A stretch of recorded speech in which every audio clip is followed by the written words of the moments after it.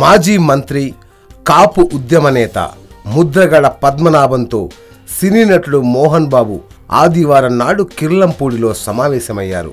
కాపుల రిజర్వేషన్ కోసం ముద్రగడ ఆందోళన కొనసాగిస్తున్నారు. ముద్రగడ పోరాట యోధుడని మోహన్ బాబు కితాబునిచ్చారు. కాపులకు రిజర్వేషన్ల కోసం ముద్రగడ చేస్తున్న పోరాటం అంటే తనకు ఇష్టమని చెప్పారు. కాపులకు రిజర్వేషన్లు కల్పించాలని ముద్రగడ చేస్తున్న ఉద్యమం సరైంది, న్యాయమైందని ఆయన చెప్పారు. ఈ పోరాటాన్ని తాను ఆహ్వానిస్తున్నట్లు చెప్పారు.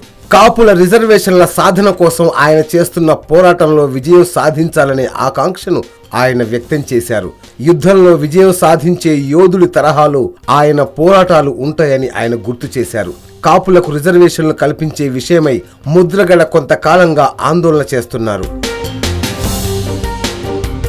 పార్టీలకు అతీతంగా కాపు సామాజిక వర్గానికి చెందిన వారిని ముద్రగడ ఒక్క తాటిపైకి తెచ్చే ప్రయత్నం చేశారు. కిర్లంపూడిలో ముద్రగడను సినీ నటుడు మోహన్ బాబు కలుసుకోవడం ప్రాధాన్యతను సంతరించుకుంది. కాగా ముద్రగడ కాపులకు రిజర్వేషన్లు కల్పించాలని చంద్రబాబు ప్రభుత్వంపై ఉద్యమిస్తున్నారు.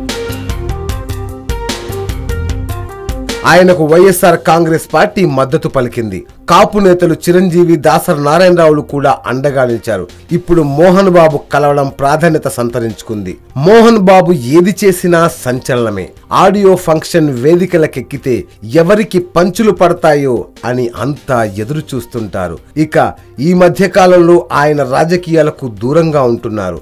మళ్ళీ ఉన్నట్టుండి మోహన్ బాబు మళ్ళీ వార్తల్లో వ్యక్తిగా మారారు.